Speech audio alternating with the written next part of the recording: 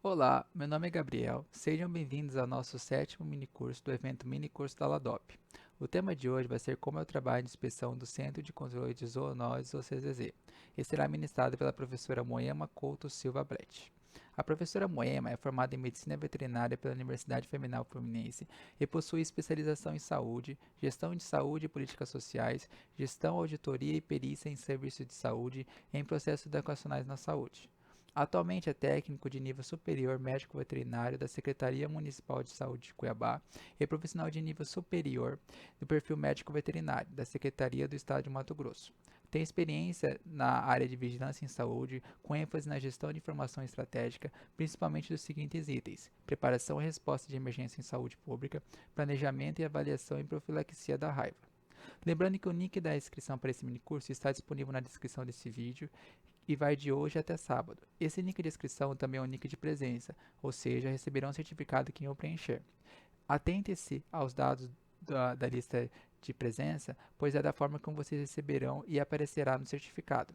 Espero que gostem do minicurso. Podemos nos comunicar em caso de alguma necessidade ou dúvida por mensagem no Instagram, @ladopufmt, ou por e-mail ladopufmt@gmail.com.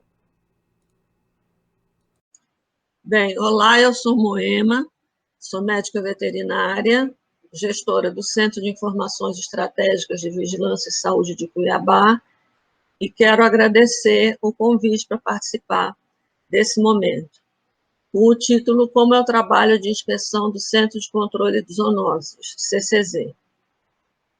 Bem, para que a gente possa falar sobre isso, é preciso voltar um pouquinho no tempo, sobre a criação de centros de controle de zoonoses.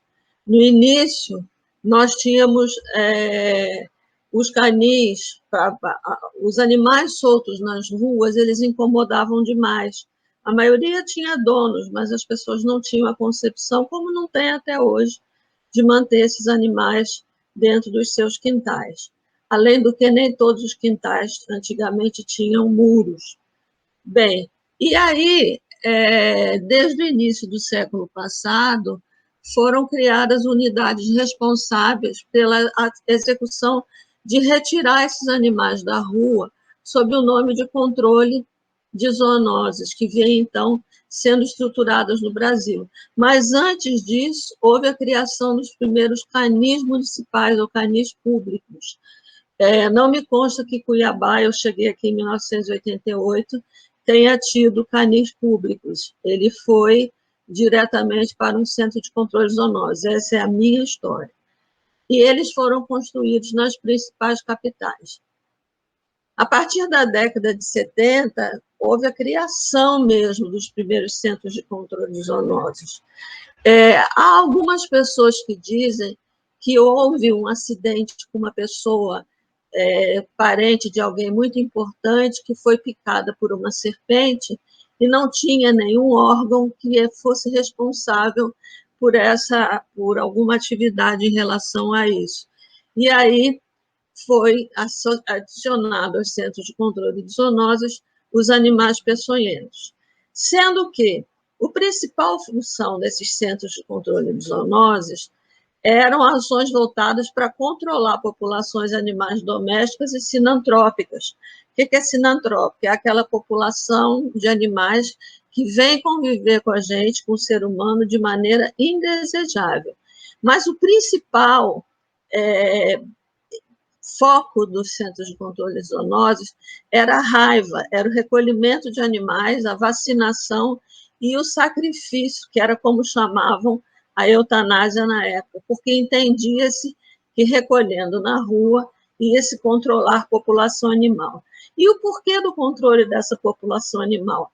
Porque a raiva variante canina, no sequenciamento, há várias variantes do vírus rábico, mas a variante canina é aquela que tem o maior poder de dispersão, de disseminação. Então, um animal, um cão portador de uma variante canina, de uma raiva, ele elimina uma quantidade de vírus pela saliva que era comum você, numa rua só, pegar casas vizinhas, uma do lado da outra, com os animais raivosos. Então, como a raiva era um grande problema por ser o cão o principal transmissor da raiva para o ser humano, o foco do Centro de Controle de Zoonoses era o controle da população animal, da forma como ele entendia como tal na época, e a vacinação, por assim entender que estaria sob controle a situação. Com o decorrer dos outros anos, outros programas de saúde pública foram sendo incorporados à rotina operacional dessas unidades, como a entomologia sanitária, a identificação dos mosquitos da dengue, da febre amarela, de barbeiros, da doença de Chagas, de animais peçonhentos e de vetores, sendo esse último favorecido pela descentralização das atividades de controle de endemias, até então trabalhadas principalmente pela Fundação Nacional de Saúde. Todo mundo deve ter se lembrado que existia um órgão governamental chamado SUCAM, que fazia controle da malária, fazia controle da doença de Chagas. Essa SUCAM, num determinado momento, ela foi descentralizada e ela fazia o controle de endemias, controlando vetores. Esses servidores foram, então, alocados nos centros de controle de zoonoses.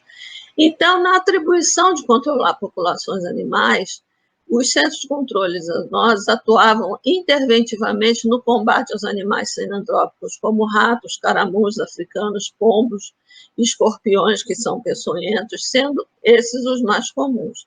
É interessante a gente fazer aqui uma diferença, porque entre controle e o combate. O controle é você ter uma situação sob controle, você saber o que está acontecendo, saber o que pode fazer e ir monitorando para ver se essa situação não piora. Agora, o combate é você aplicar veneno, é você aplicar literalmente veneno, seja raticida, seja inseticida, para combater aqueles vetores.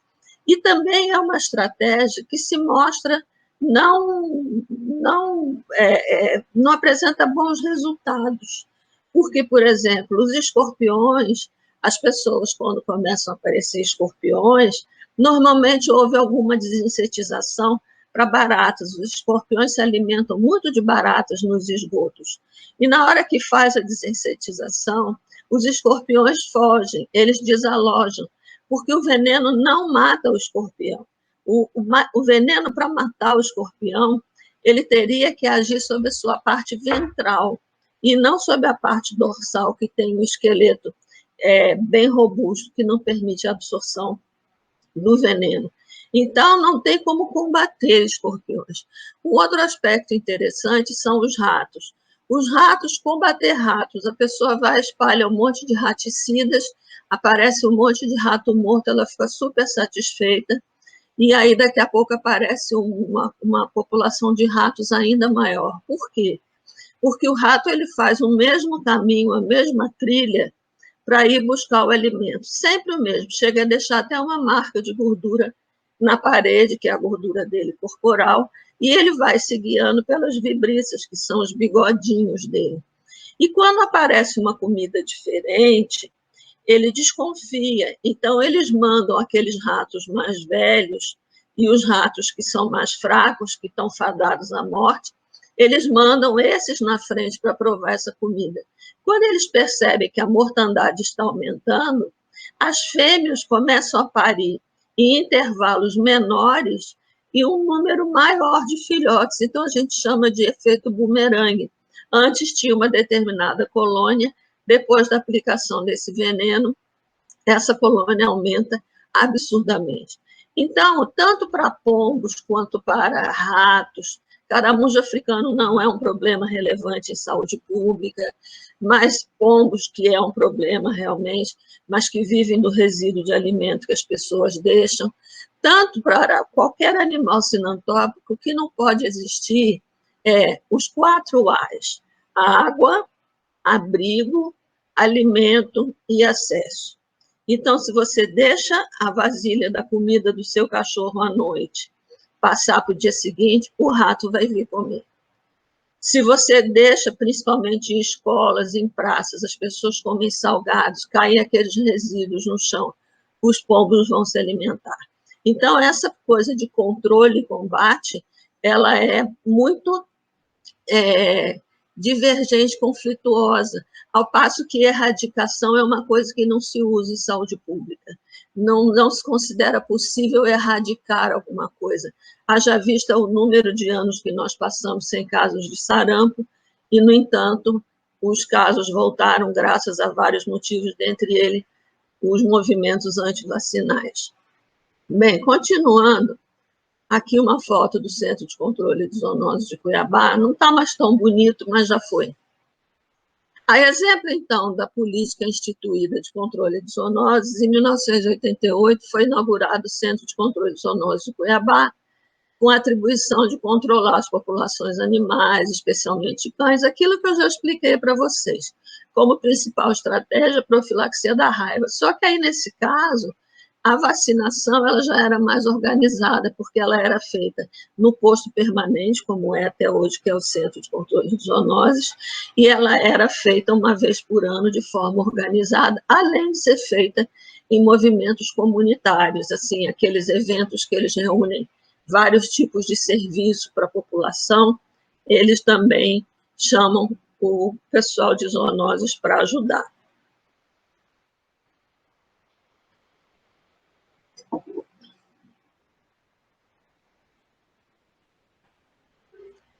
O Centro de Controle de Zoonoses ele foi regulamentado primeiro pela Lei 2837, de dezembro de 1990. Depois ela foi revogada e substituída pela 3.666, de outubro de 1997, dizendo que o desenvolvimento de ações objetivando o controle de populações animais, veja bem, controle de populações animais, todos os animais, bem como a prevenção e controle zoonoses do município de Cuiabá, passa a ser regulado pela presente lei, ficando o Centro de Controle de Zoonoses da Fundação de Saúde de Cuiabá, à época não tínhamos Secretaria Municipal de Saúde, responsável pela execução das ações mencionadas nesse artigo. Continuando com a lei, há um momento em que eles dizem que o agente de controle de zoonoses era o funcionário do Centro de Controle de Zoonoses habilitado para executar as atividades relativas ao controle. Isso dava a esse agente um certo poder de polícia, de poder intervir, de poder notificar, de poder autuar alguém que estivesse, por exemplo, deixando o cachorro solto. Isso é uma coisa que, no final, nós vamos discutir, não é possível. E o órgão sanitário responsável por isso era o Centro de Controle de Zoonoses. Depósito Municipal de Animais, dependências apropriadas do Centro de Controle de Zoonoses da Fundação de Saúde de Cuiabá, para alojamento e manutenção dos animais apreendidos, ou seja, cria uma coisa mais avançada, que é um Centro de Controle de Zoonoses, e mantém a figura do depósito de animais, que é aquele em que a pessoa simplesmente vai, não quero mais meu cachorro, e entrega lá, e a gente que trabalha, quem trabalha lá, eu já não atuo lá mais há pouco mais de 10 anos, a ficar com aquele animal que, obviamente, o final dele não é dos mais agradáveis. Então, é assim, bastante retrógrada essa visão dessa lei. E nós fizemos uma pesquisa, e até hoje existe, a quantidade de telefonemas de pessoas que querem se livrar de seus animais. Ah, porque está velho, ah, porque está doente, ah, porque eu não quero tratar. E eles querem que a gente pegue, a gente que eu digo o centro, né? Pegue para fazer o sacrifício, né? Do animal. Convém lembrar que sacrifício é um ato em que você faz a morte de alguém num ato religioso dedicado a algum ente maior, e não eutanásia. Então, o nome correto é eutanásia, mas o que muitas pessoas falam é sacrifício.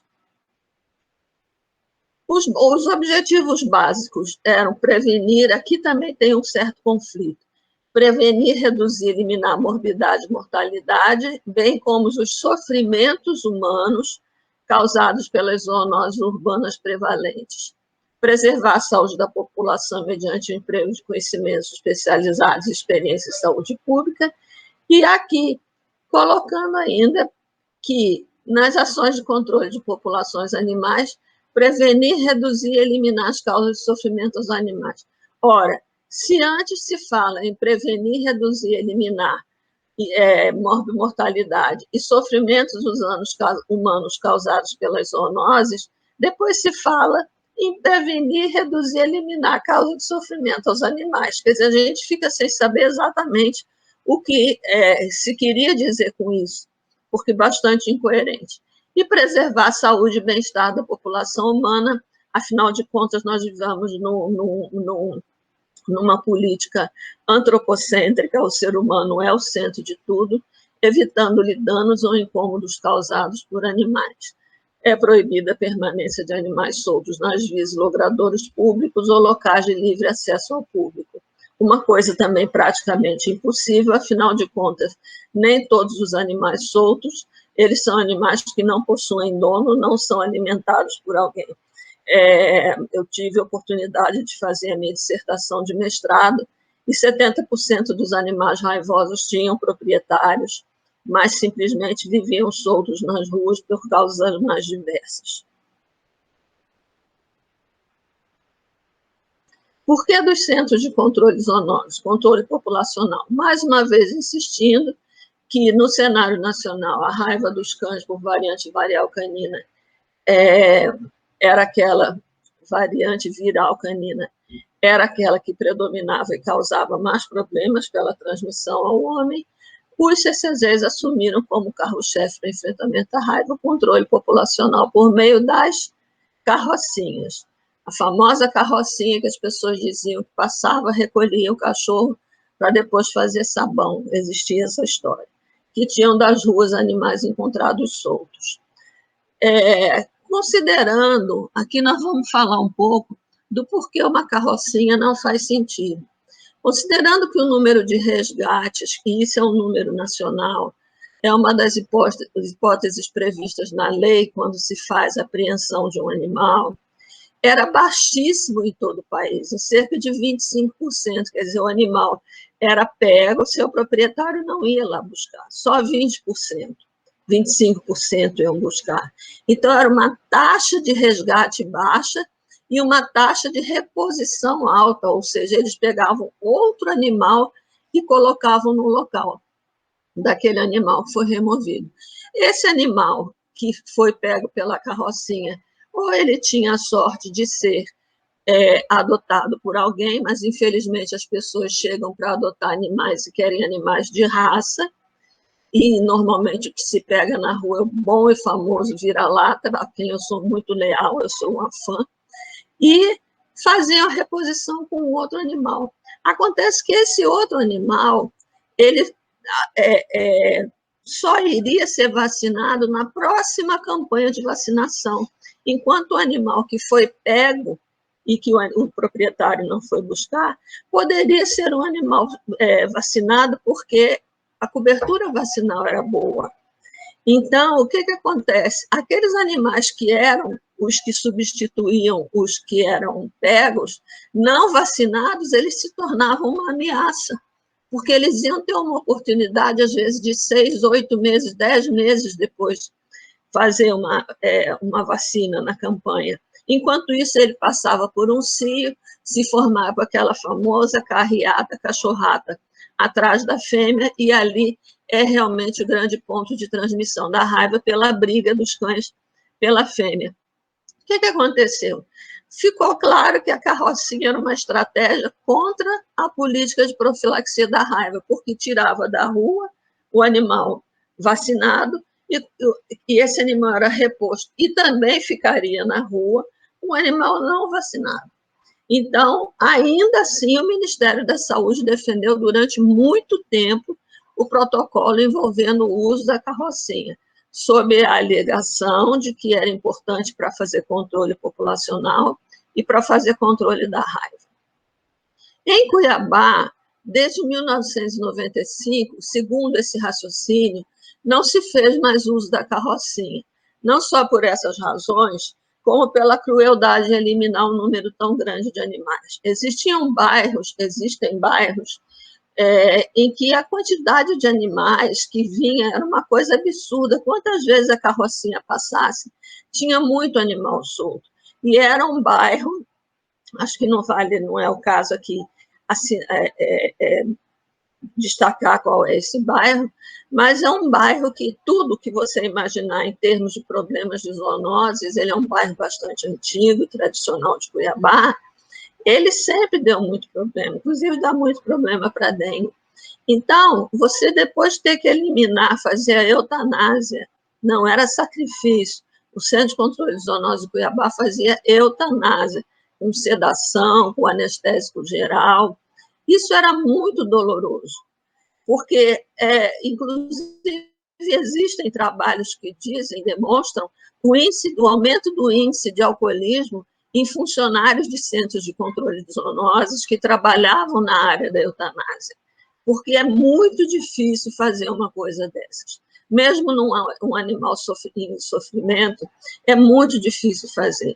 Então, acabávamos fazendo a eliminação de um grande número de animais, muitos deles vacinados, soltos nas ruas pelos próprios donos, que não tinham noção da percepção do risco que corria e causava. Eles não tinham noção que esse animal causava risco para as pessoas, mas ele também sofria risco de ser atropelado, de ser maltratado, de comer coisa estragada. Não havia essa percepção. Então, aquela história de, não, ele sai só para dar uma voltinha para fazer a sujeirinha nele na rua. Ora, a rua é pública, ninguém é obrigado a guardar, a ser palco das necessidades fisiológicas do cão, da pessoa. Ou então, não, ele não sai, só quando a gente abre o carro para sair da garagem que ele foge. Aí a gente pensa assim, a pessoa abre de manhã para ir trabalhar, aí ela volta para almoçar 2 vezes, aí ela sai depois do almoço para trabalhar, ela volta de noite. Se ela não sair, são 4 vezes. Se ela não sair mais alguma vez, quantas vezes esse animal tem a oportunidade de ir para a rua? E em caso de estar ocorrendo uma raiva, quantas vezes esse animal tem o risco de ser agredido por um raivoso? A partir de 1997, foi necessário voltar a fazer a remoção de animais nas ruas, mas aí foi em virtude da epizootia de raiva urbana. Nós tivemos uma epizootia que, desde os últimos anos, não houve uma igual no Brasil. Foram mais de 1.500 animais, acho que chegou a 2.000, entre cães e gatos, positivos, que foram vitimados, e uma criança de 2 anos de idade. Infelizmente, houve esse óbito humano. Escapou totalmente das estatísticas, porque imaginava-se que para cada 10, isso era muito discutido, mas estimava-se que para cada 10 animais positivos para a raiva, um ser humano seria agredido. E essa criança foi agredida na mãozinha, ela tinha 2 anos de idade, morava num bairro bastante carente, numa casa muito carente, e nós, quando fizemos a investigação, nós ficamos muito entristecidos de ver a situação que aquela criança vivia. E ela não foi salva da raiva porque, por um mau atendimento na unidade de saúde que fazia a imunoprofilaxia, que, no caso de Cuiabá, era o pronto-socorro. Então, em função disso, essa criança começou a apresentar um quadro que parecia de alguma disfunção gastrointestinal, ninguém descobriu o que era, até que um dia a criança foi aqui na região do Cochipó, a criança estava na policlínica, chegou uma médica e falou assim, afasta da criança e vamos aguardar, e abriu uma torneira. No momento que ela ouviu o barulho dessa água, ela começou a convulsionar. E dessa maneira foi feito o diagnóstico de raiva dessa criança. Infelizmente, então, por conta disso, nós tivemos que voltar a passar a carrocinha naqueles bairros em que havia foco. E muitos animais com raiva vinham na carrocinha. Com a experiência que a gente tinha a ponto de os sinais da raiva na canina são muito claros, não há como, a não ser a variante paralítica, né? Mas a variante canina, que é a raiva furiosa, são sinais muito claros, E até por telefone, ouvindo o latido do animal, a gente conseguia saber que o animal estava com raiva. Então, por causa disso, nós fomos obrigados a fazer a carrocinha, mas tão logo essa epizotia passou, foi reativada a rotina das rotas de carrocinha que existiam antes. O controle da raiva foi obtido basicamente por esgotamento de suscetíveis, não tinha mais de tanto vacinar. Era comum fazer o bloqueio de foco, a gente faz em 5 quilômetros no entorno do quadro do caso positivo, da casa, né, ou do local de onde ele foi retirado.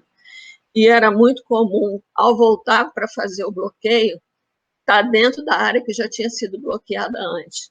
E a gente ia e vacinava de novo. Porque a vacina, na época, era uma vacina que, quanto mais fosse aplicada, mais imunidade ela dava, né? E também houve uma iniciativa pontual, com custo assumido pela Secretaria Municipal de Saúde, de comprar a nova vacina antirrábica que surgia na época, que hoje é a que está sendo oferecida pelo Ministério da Saúde e que tem um poder de causar imunidade muito maior.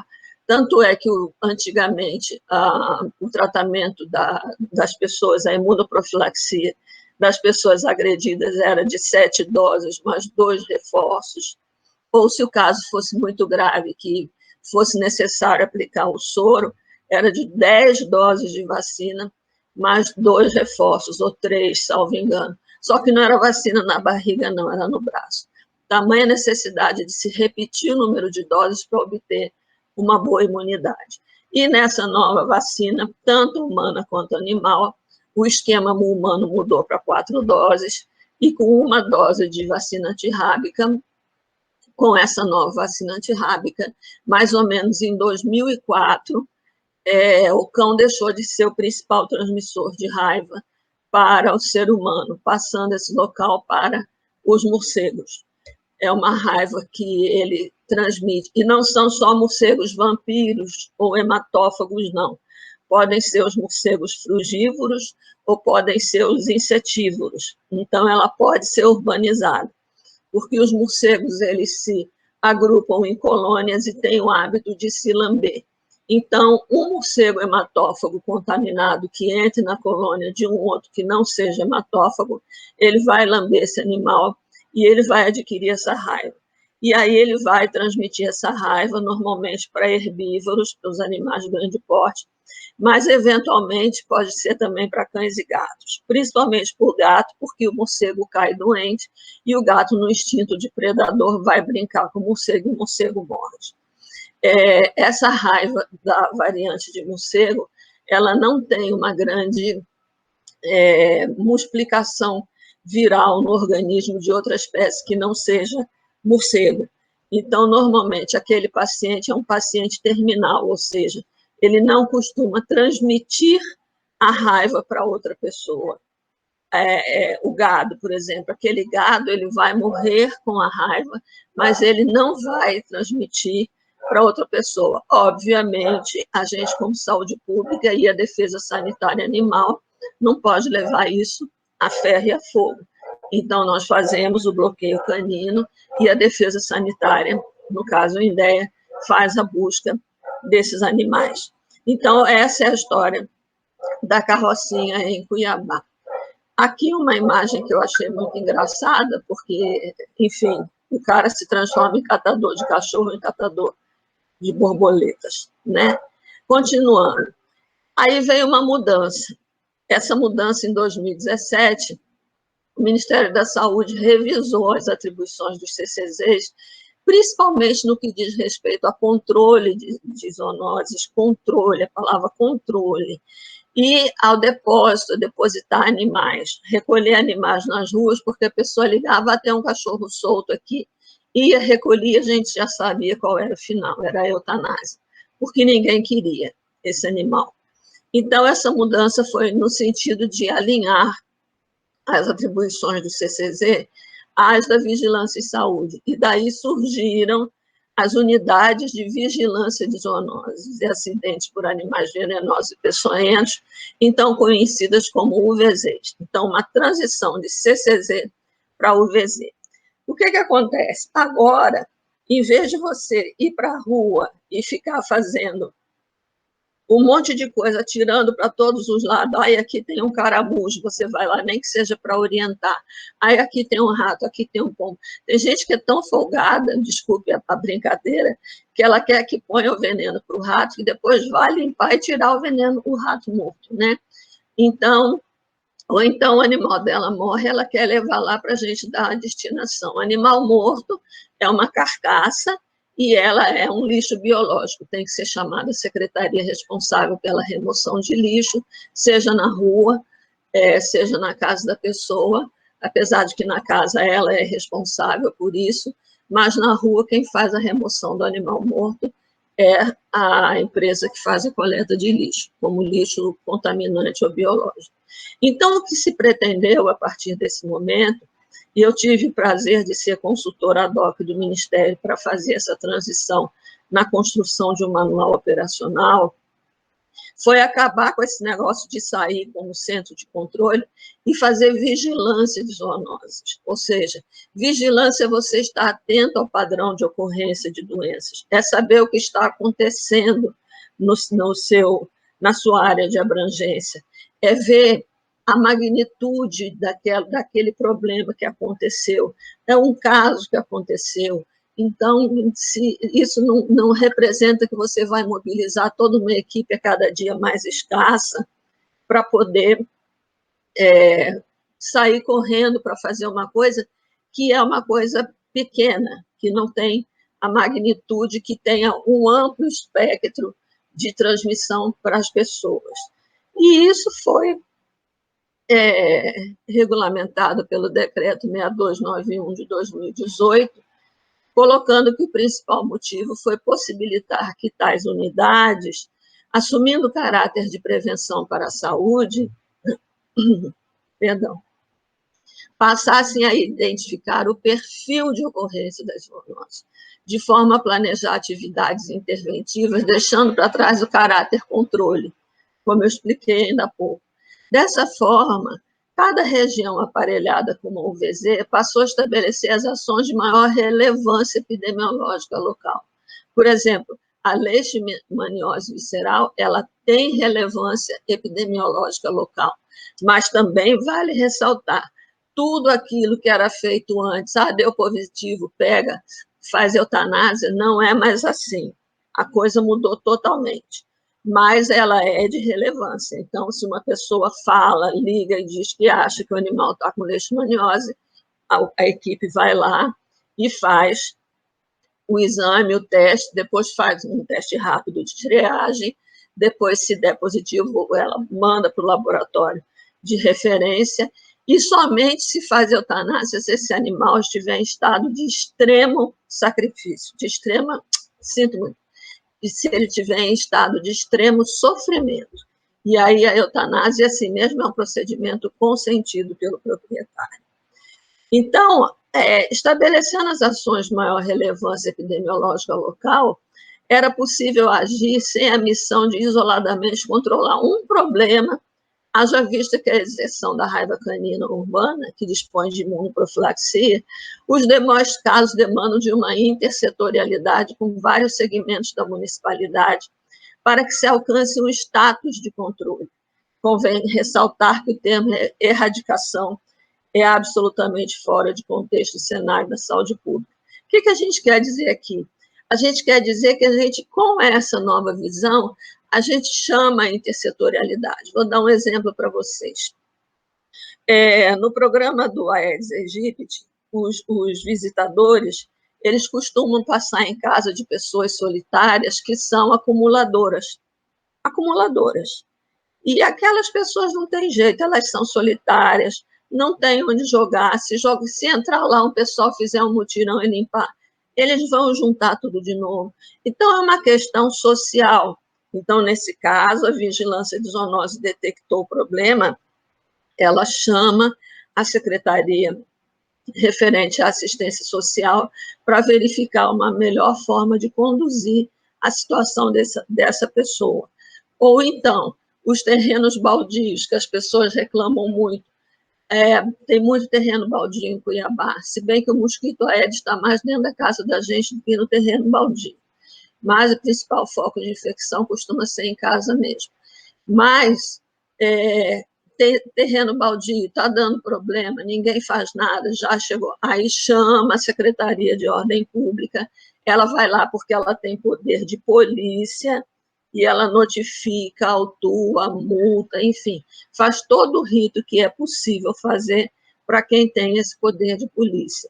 Então, com essa nova visão de ver o que é mais relevante e estabelecer a política certa, correta, com os entes participantes de maneira ativa, é que se faz uma unidade de vigilância de zoonose, e não sair correndo tentando combater um vetor aqui, um vetor ali, ou um animal que não tem relevância nenhuma para a saúde das pessoas. Continuando, ficou instituído pela Secretaria Municipal de Saúde as atribuições e ações de vigilância dos fatores de risco. Então, é preciso criar um cenário de risco para verificar o que existe naquele cenário e o que aquele cenário demanda para ser feito. Não é só das zoonoses, como eu falei, o caso do acumulador. É um caso de serviço social, é um caso de limpeza, é o caso de buscar uma família que às vezes abandonou. Então, um cenário de risco precisa ser criado e analisado relativo às zoonoses e aos acidentes causados pelos animais peçonhentos e venenosos que sejam relevantes para a saúde pública, para garantir prevenção, promoção e proteção à saúde humana por meio da UVZ. Entende-se por zoonoses a infecção transmissível por animais vertebrados ao homem e vice-versa, ou as que são comuns aos homens e os animais.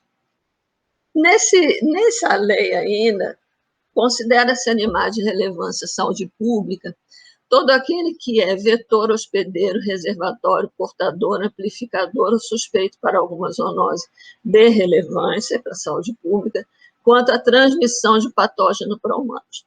Aqui eu fiz um grifozinho no amplificador, que é uma coisa muito interessante. O vetor da leishmaniose, ele tem uma predileção pelas aves galinha, porque a temperatura corporal da galinha, das aves em geral, mas a gente está falando de galinha, a temperatura é bem alta, em torno de 42 graus centígrados. Então, a gente passa assim num galinheiro que tem aquela galinha, principalmente se for branca, a gente vê aquilo preto, de tanto vetor que tem do lutsomia lá naquela galinha, que eles vão se alimentando e ela serve como amplificador daquele patógeno. Então, ele vai sair muito mais cheio, muito mais contaminado para sair, então, passando para outras pessoas. Por isso, se recomenda que o galinheiro esteja longe da residência, até porque o vetor da leishmaniose, ele, na verdade, não é um mosquito, ele não voa, ele dá pulos, então o poder, a autonomia dele não é tão grande como, por exemplo, a do Aedes.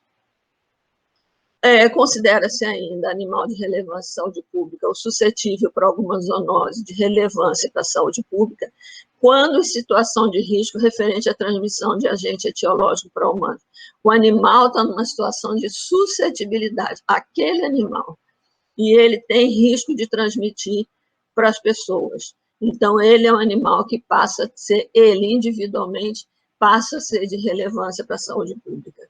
Animais domésticos, sinantrópicos, venenosos ou peçonhentos de relevância para a saúde pública, ou causador de agravo que represente risco de transmissão de doença para a população humana. A gente pode citar, por exemplo, os animais mordedores que podem transmitir a raiva para as pessoas. A relevância das atividades, das ações, de atividades e estratégias de vigilância, prevenção e controle de zoonoses e de acidentes causados por animais peçonhentos, de que trata a presente lei, está relacionada ao seu impacto. Como eu falei, é relevante, tem que ter impacto. E isso é avaliado segundo critérios epidemiológicos referentes ao seu processo de instalação, transmissão e manutenção.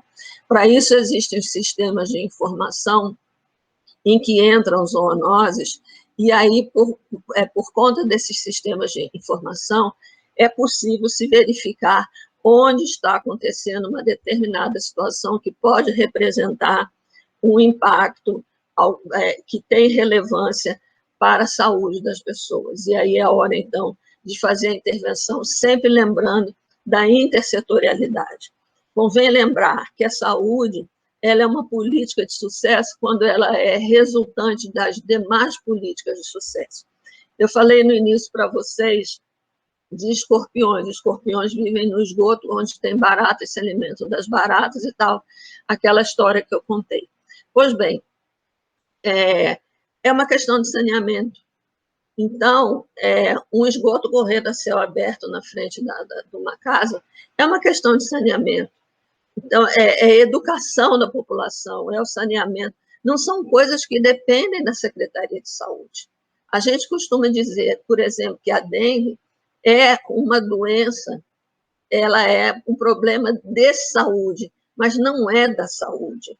Ela é intersetorial, ela precisa da atuação de vários. Então, o sucesso da política de saúde depende muito do sucesso das outras políticas que estão correlacionadas.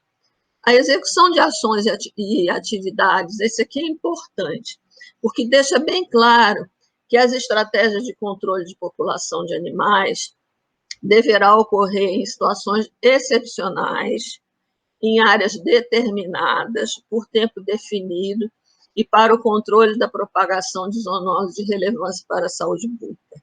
Entendam, a unidade de vigilância de zoonoses não é local para fazer esterilização cirúrgica de animais. Se tiver que fazer um controle de população de animais, vai ser um controle de população nos termos de passar um carro e aí, então, fazer todo o rito que se fazia antes. Mas isso é pontual, por tempo definido e para controlar a propagação da zoonose. Só. Fora isso, não se vai para a rua recolher nenhum animal. O que tem é que ser trabalhado por um órgão competente para isso, que já existe, a questão da posse responsável e também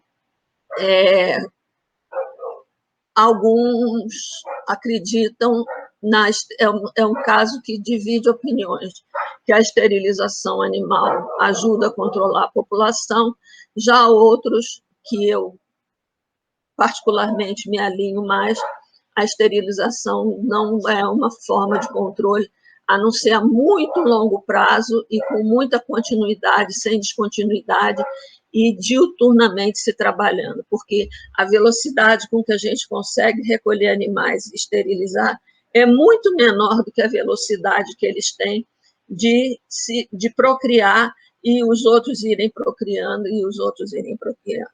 Então, controle de população animais é somente pontual, determinadas áreas em que se justifique fazer aquilo por pouco tempo. Fora isso, não é cabível. Para que se usa carrocinha?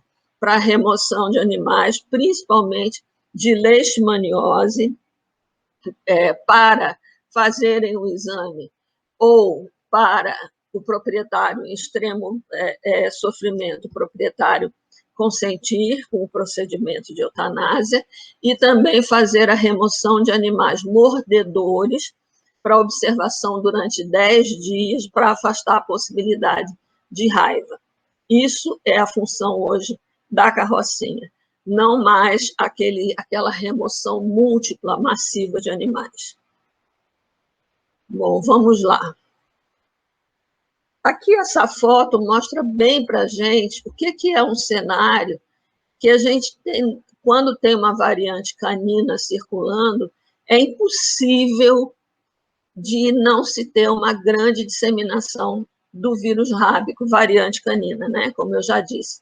Olha só, casas sem barreiras físicas para os animais irem às ruas. As pessoas acham natural. Então, ele está fazendo a guarda da casa, então ele sai. Num lugar desses, os animais, a maioria fica solto nas ruas.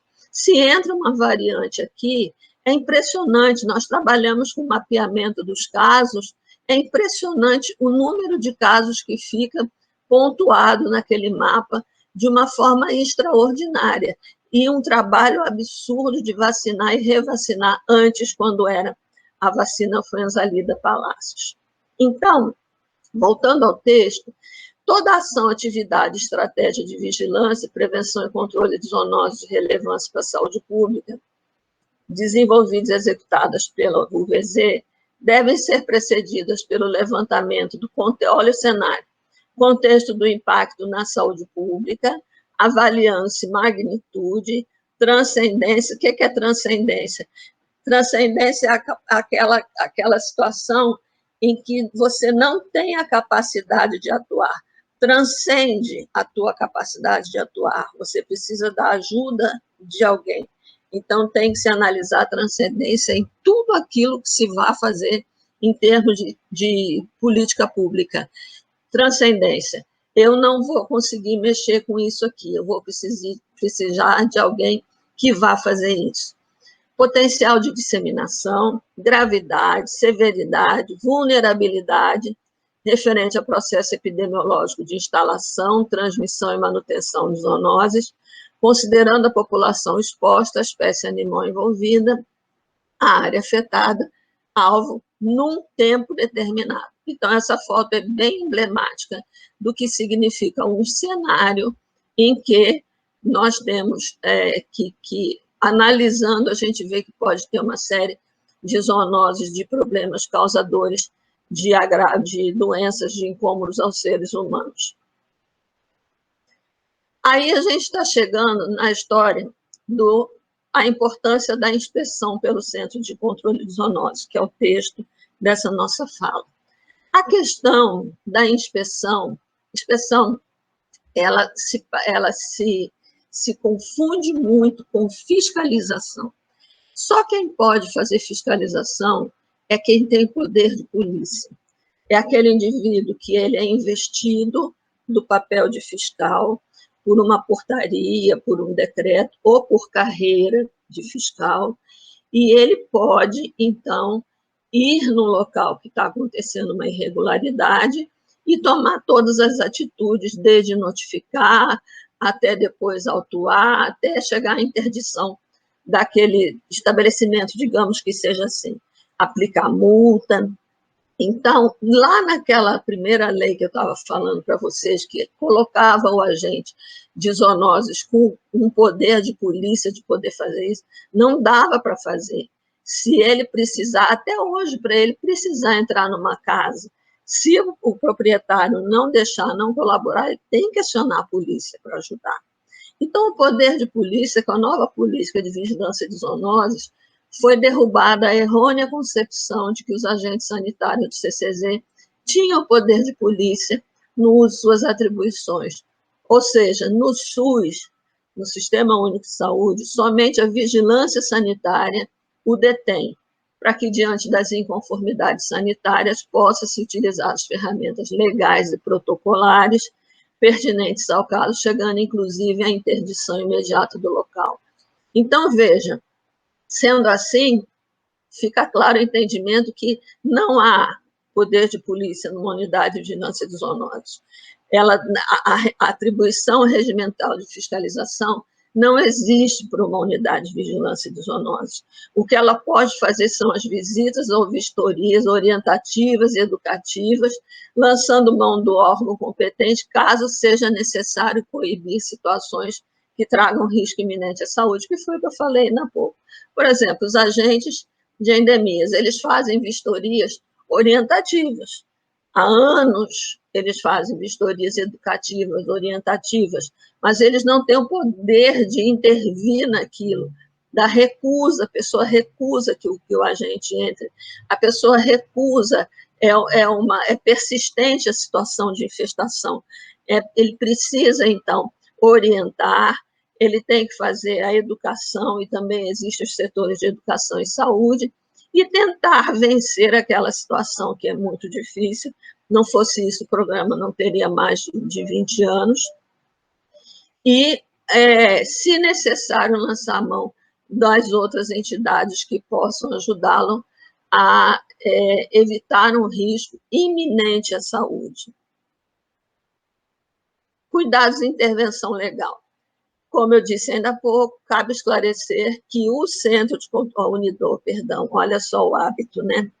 A unidade de vigilância de zoonoses, ela pode remover animais mordedores para observação em canil, gatil próprios, para isolamento, por 10 dias, de forma a identificar ou afastar um diagnóstico de raiva, porque esse animal agrediu alguém, recebe-se a notícia e ele tem que ir, sim, para a observação, recebendo água e alimentação.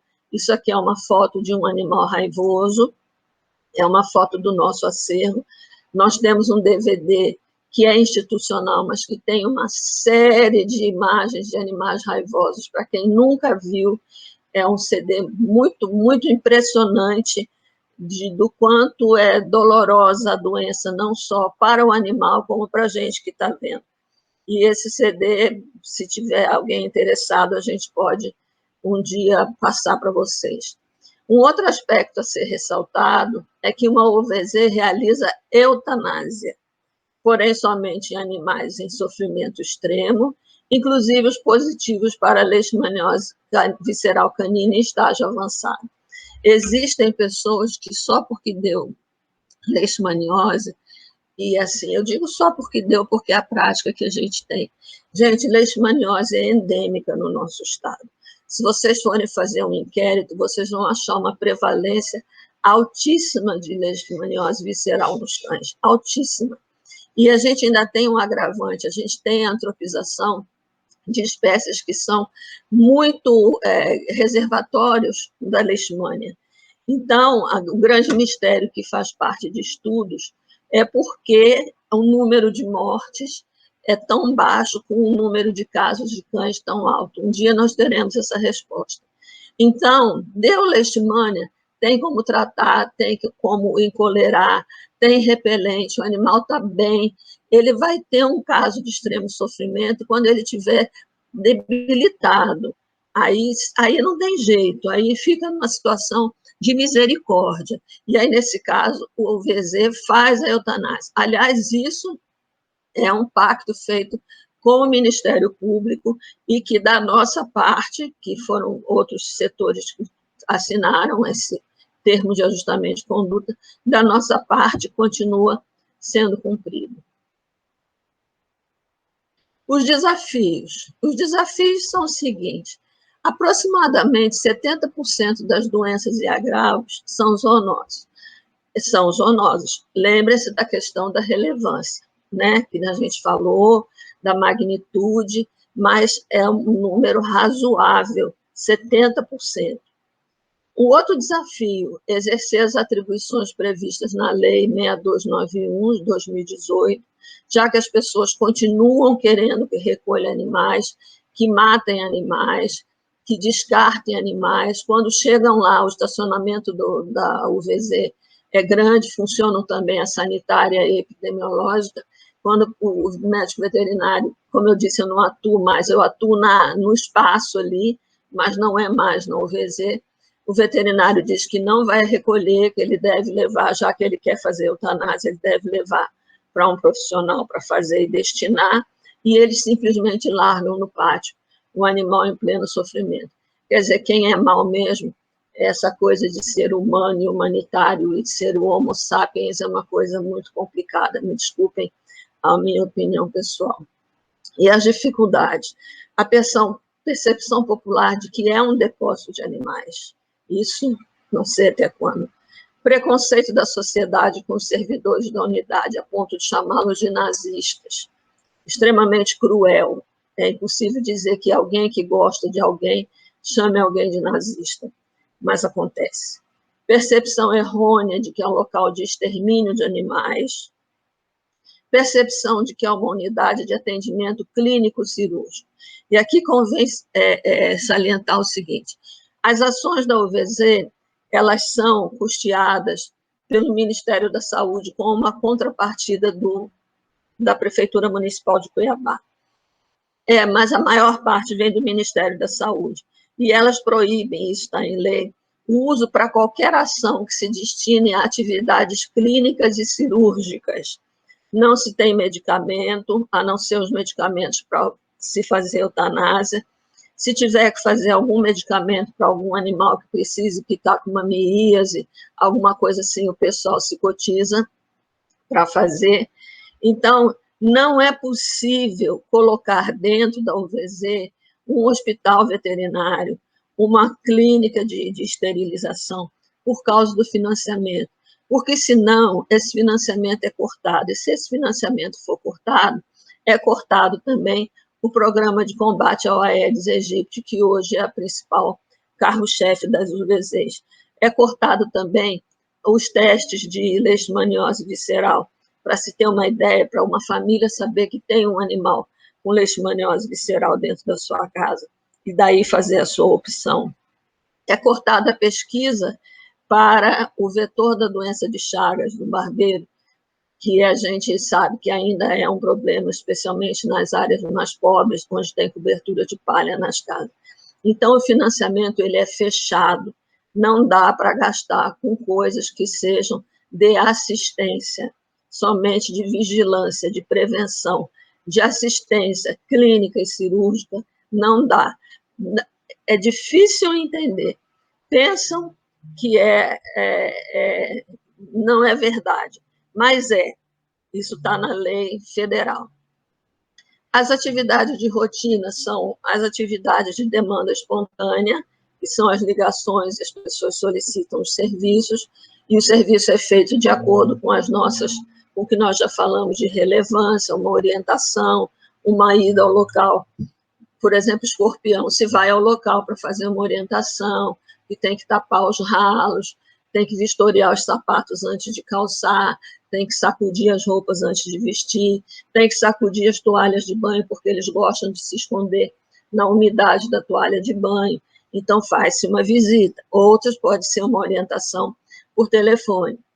Visitas domiciliares da dengue e demais ações para redução da infestação do vetor Aedes aegypti, ações interventivas de controle químico e educação em saúde. Esse controle químico refere-se aos bloqueios de inseticidas nas áreas priorizadas pelo programa do Aedes aegypti e quando há o encontro dos barbeiros.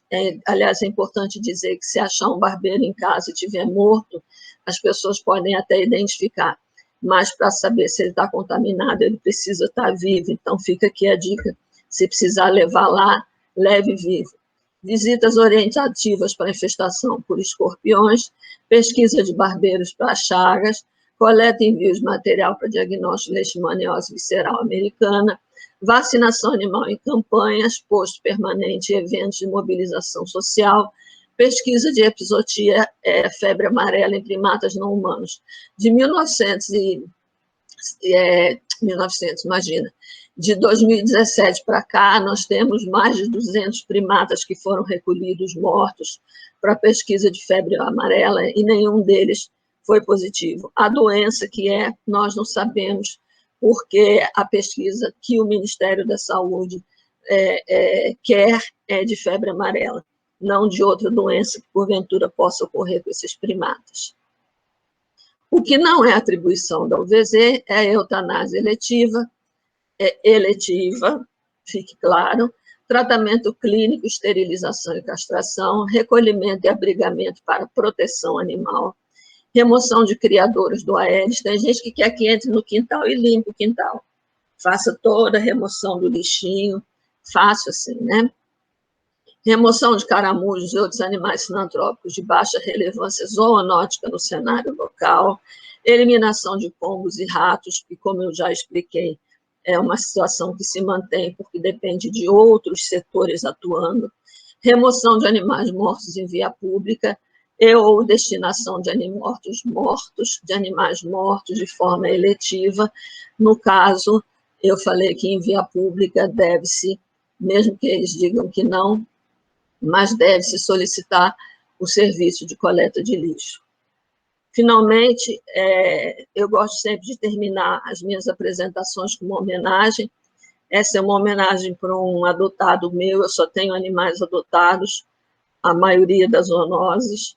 Essa é uma imagem capturada da internet de um animal meu, Tomezinho, que ele me deixou há 2 anos, e ele fazia parte de uma ninhada de 11 animais extremamente debilitados, e quando ele foi colocado no canil, eu tinha acabado de perder um animal que eu gostava muito, também adotado de lá, e ele soube chamar minha atenção correndo, fazendo gracinha e pulando no portão, me chamando a atenção.